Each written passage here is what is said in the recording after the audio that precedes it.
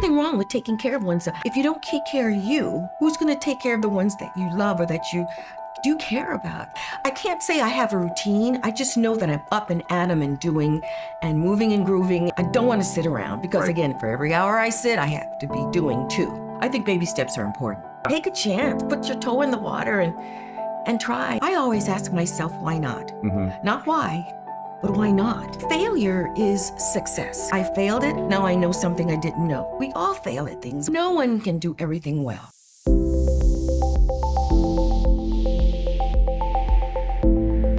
Hey, what's going on, everyone, and welcome to Project Longevity, sponsored by Brello Health. For those of you who don't know me, my name is Caulen Foster, and this podcast is about all things life, lessons, and longevity. Each episode, I sit down with top industry leaders in the health and wellness space who are helping to shape the evolution of modern healthcare. With that being said, today we have Sandra Mason, who has captured hearts on the Golden Bachelor with her warmth, authenticity, and confident approach to love later in life. Today, she's a passionate voice for healthy aging, resilience, emotional wellness, and embracing new chapters at any age. Sandra, thank you so much for being here. I'm beyond excited to talk to you. Thanks, Colin. I'm glad to be sitting on one of your thrones. So let's go ahead and get started, because you have such an amazing story. And I'd like to start with every guest. I always start with, tell us an intro about yourself. Where are you from? Where are you at in your life? Where are you going? All the great things. I'm currently living in the Atlanta, Georgia area. I grew up on the West Coast, but I think Atlanta is home for me. You can call it that. So I'm a Southern gal. As you said, I was on the reality television show. Yes. That's not where my public journey began. Though it began in high school when I was on stage. We would lip sync to songs, Motown songs, and that was always fun. And then in 1969, my husband and I were on the original reality shows. They were called game shows. My husband and I were on the Newlywed game with Bob Eubanks. Wow, that's crazy. Were you born then? No, I wasn't. And then in 1988, I was a contestant on Wheel of Fortune. Oh, and I won big chunk of change. You won? Yes. That's really cool. Yes. I met Pat and Vanna. Got to see them in their dressing rooms. Yeah. Pre-show condition, which was fun. Started doing some acting, won a couple of television commercials, and made good money. Yeah. And then fast forward, being a mom, being a corporate employee, life kind of slowed down in front of the camera, and until I was auditioning for the show. And happy to brag that out of 35,000 applicants, I was one of 23, 22, something like that. So that brings me here to you. Yeah. That's such an amazing story. And it's so funny because so it's not Wheel of Fortune, but it's right after Wheel of Fortune. I'm a huge Jeopardy fan. I play Jeopardy at home. Good for you. you. I'm a super Jeopardy nerd. You got to be well-traveled and well-read to be successful. Yeah, I've learned that I'm gauging my age by how much better I'm getting, because before topics were further back. Right now, I'm like, okay, they're talking about 1999, 2000. I know this trivia here. Let me ask you this, because one of the things I was most excited about with this podcast was I really wanted to get perspective, right? I have a very unique, is me just telling some personal information. I have a very unique perspective with mortality and age and accepting those things. And when I read your bio and I learned a little bit more about you, I just thought that, man, this is somebody who really is aging gracefully, but in a different term than what I think the traditional, be on a reality show and take that leap. I'd love to learn more about what your perspective is on longevity, aging, but not the traditional term of aging, if you know what I mean. How do you look at aging and longevity? Okay, well, the operative word is aging. The suffix is ing. And I think ing means doing. Whether you're gardening, volunteering, exercising, cleaning, laundering, you're doing, you're moving, as opposed to sitting. Now, with the advent of cell phones that we didn't have when I was growing up, sitting is probably what people are doing with most of their time, because their connection with the world is this device, not interacting with other people. And I think as we have grown, people my age tend to sit. Sitting is the antithesis of longevity. I think your heart, all your bodily functions, they need to move. They interact with one another. They need to move. So again, you want to be inging, dancing, volunteering, whatever it is, moving. For me, this is sort of my personal mantra. For every hour of the day that I sit, I must be doing something for 2 hours. Doing, okay? I think that there are 4 things that I like to refer to that is in terms of longevity. Sleeping well, sleeping at least 8 hours if you can do so. Limiting alcohol intake, taking medications as prescribed, when prescribed, and exercising. So those 4 things are so important to longevity, to staying around, being around with your friends and your family who need you. When it comes to your mental health and the way that you stay sharp and focused, clearly you're very sharp. So how do you how do you stay so sharp and, cognitively very sound, and then obviously at the same level preserve your mental health? What are some tips that you have regarding that? Maintaining social connections, being around other people, doing some of the things I mentioned before, always having hobbies, something that keeps your mind active. Sitting and watching TV is great. It's entertainment, but that's not something you want to do all day. Right. Again, your body needs you to get up off your ass and go and do something. I think we all need that social connection. Loneliness, sitting at home by yourself can develop into loneliness. And loneliness can be a silent killer. Yes. So we don't want to sit around. We don't want to sit, we don't even want to sit in groups unless we're doing right. something, quilting, stitching, sewing, whatever, but we're in a multi-person environment. Yeah. Yeah. No, I love that, because social connection, I've done a lot of research on loneliness, not personally, but I know somebody was doing a big project in loneliness one day. Oh. It was back a long time ago. And I would get all this information when he was, getting ready to pitch to investors for this business related to loneliness. And I've seen that loneliness is actually like one of the silent killers in America. Yeah. Is he still alive? Yes. Well, it was a younger guy who was trying to tackle loneliness through an app. Right. Is he still alive? Yeah. All right. Yeah, he is. Yeah. He's not lonely. So I really love that you pointed that out, because you hear a lot of things about movement, which is great, but in all the podcasts that we've done, I haven't had anybody mention social connection, which I think is a really unique and intangible thing when it comes to maintaining your mental health and your cognitive function. Clearly, you are the kind of person who is great doing new things and trying new things. Where does that mindset come from? Like, how do you approach new opportunities or new ventures? Is it something that you just feel like you don't even have to think about it? Because some people are afraid to try new things, and clearly you're not. No. So where does that come from? Is that just something have you always been like that, or? I don't know if I've always been like that. I do know that now, and like when I was deciding whether or not I wanted to audition for a television show, right, I always ask myself, why not? Not why, but why not? And if I can't come up with some viable, sensible options, why not? Then I go for it. So why not? Why not, each of you? Why not? I love that. Yeah. That is such a unique perspective. You're totally right about that, because we all have a tendency to look like, why should I do that?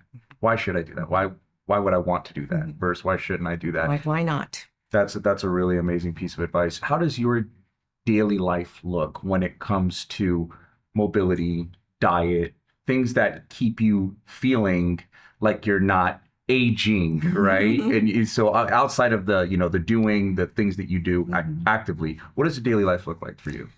My daily routine is really not routine. Because I'm retired, I sort of have that ability to call my own shots.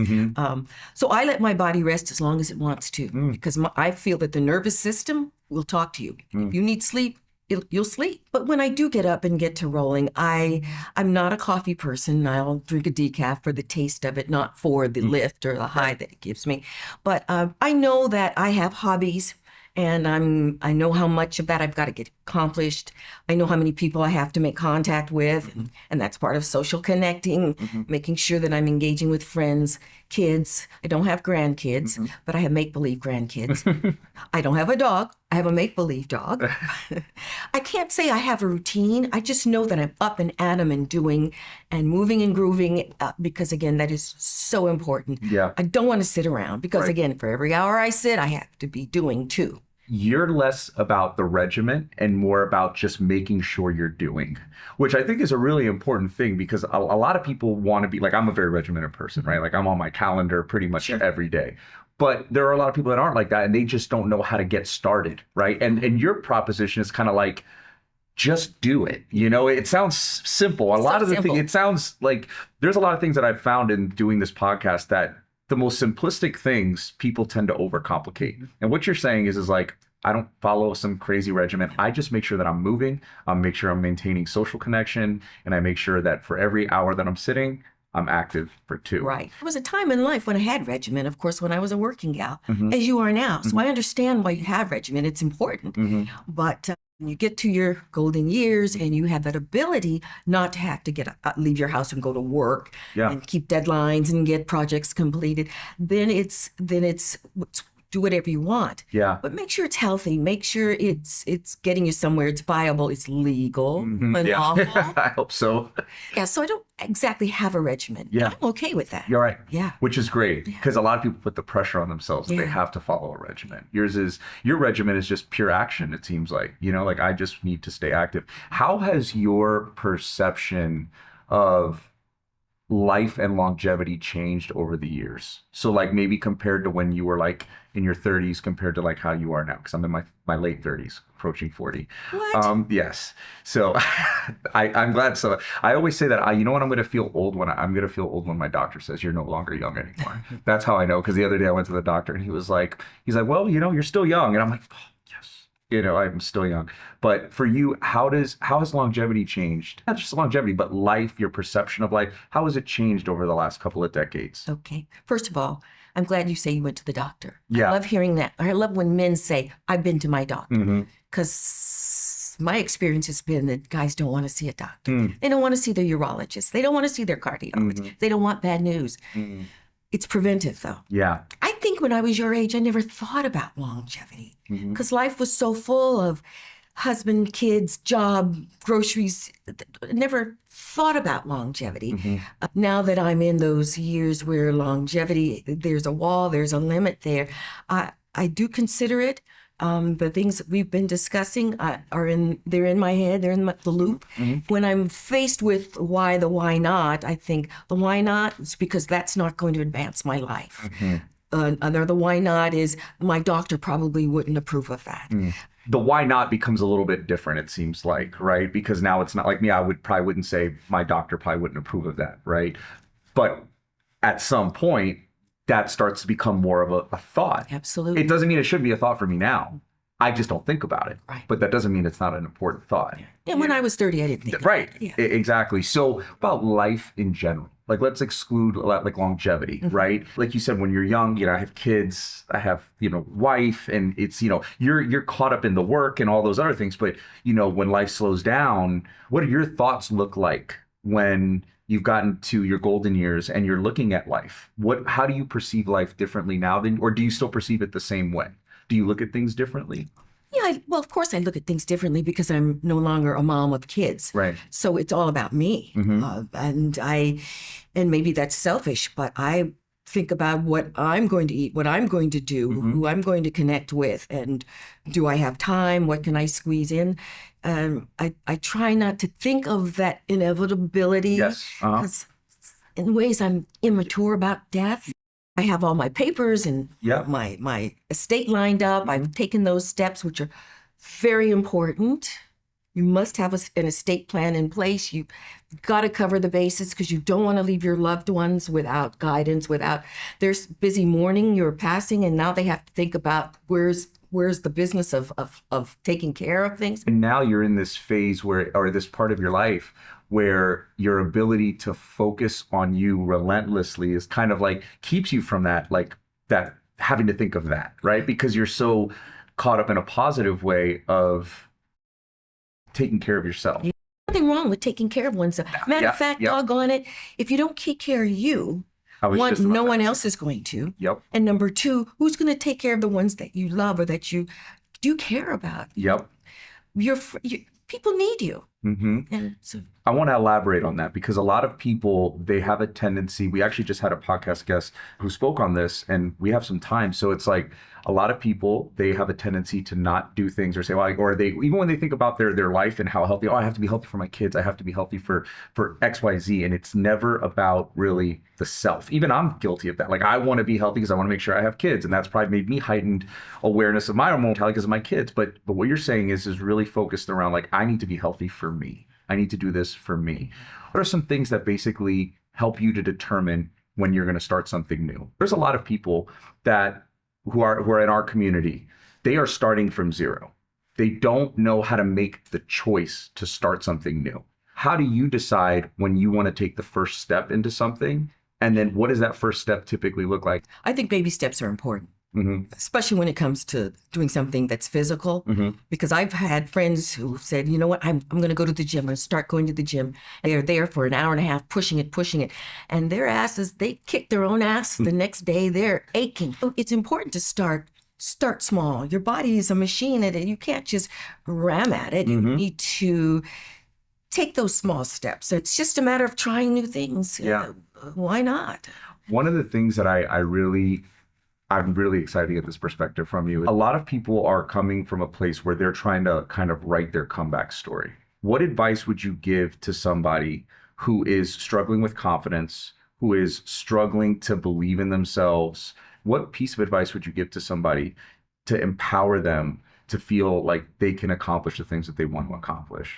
That's a toughie. I think confidence comes from within, maybe from childhood, from the way your parents raised you. I'm not certain where confidence comes from, but maybe it's just Nike. Just do it. Yeah. Just Yeah. take a chance. Put your toe in the water and try. Like you said, it's just do it, because whether it comes from you and how you were raised, fundamentally, it doesn't remove the action that you're taking, which is just doing it, asking the question, why not, right? And I think that that's really what it boils down to. Is like, it doesn't always have to be profound, And so that'll just lead me into the next question, which is, again, a lot of our members are writing their comeback story. Good. And one thing I always like to ask our guests is, what has been the hardest thing they've had to overcome? I always ask, what is your biggest L, your biggest loss in life, right? Or your biggest challenge in life?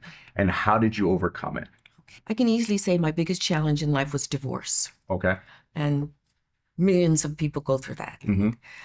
It's tough. Mm-hmm. It's mourning a relationship that was at one point was the best thing you ever had and evolved, and then it's gone. Mm-hmm. So yeah, a big challenge was divorce. How did you overcome it?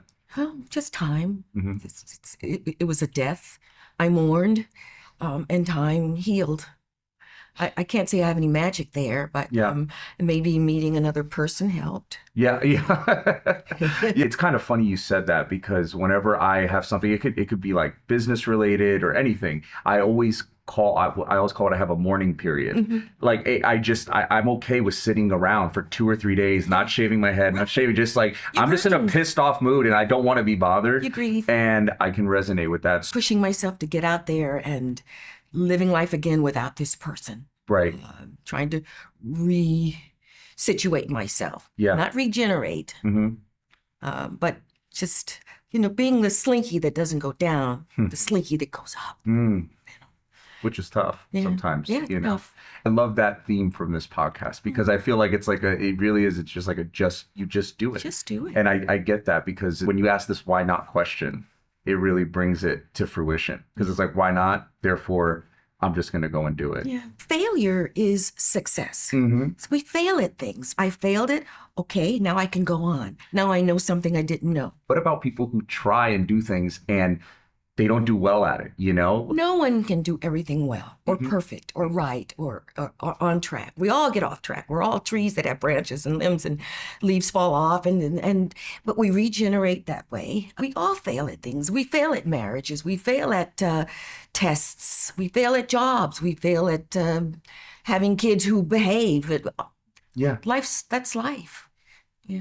And acceptance of that. And is- accept. And acceptance. Yeah. And that's the next step.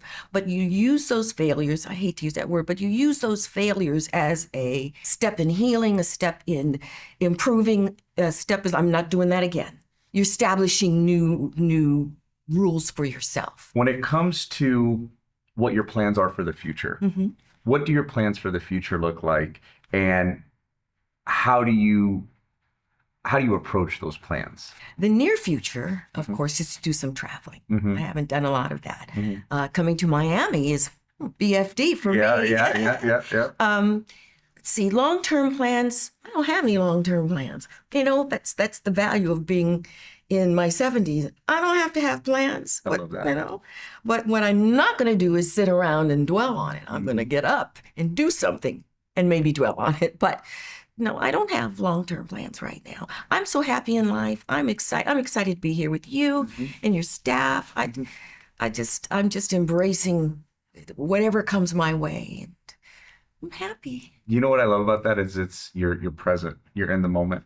Yeah. You know, because me, I have tons of plans.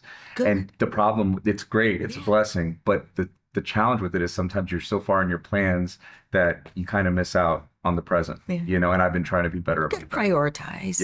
Yeah. But I love that. I love taking that nugget. Well, how do people connect with you, Sandra, if they want to find you? Oh, I'm so glad you asked. Yes. My Instagram, which I didn't have before I was on television. I didn't know what it was. My producer said, you got to have an Instagram account. I said, what for? Yeah. He said, people are going to want to know who you are. I said, how are they going to know who I am through Instagram? Anyway, that was a learning curve. My Instagram is Sandra the Joy. One word, Sandra the Joy. Look me up. I honestly have gotten so much value out of this, and I was beyond excited to have you. I'm really grateful that you joined us today. Thank you so much. Guys, if you'd like to learn a little bit more, please visit BrelloHealth.com. Also, you can visit us on our Instagram at BrelloHealth. Thank you so much. Stay happy, and most importantly, stay healthy.